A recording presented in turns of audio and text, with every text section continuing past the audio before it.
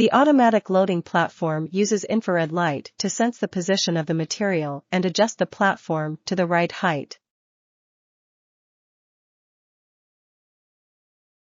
Control the feeding sucker to transport the material to be processed to the operating table. 1. Move the machine Y-axis to the top of the material. 2. Lower the sucker.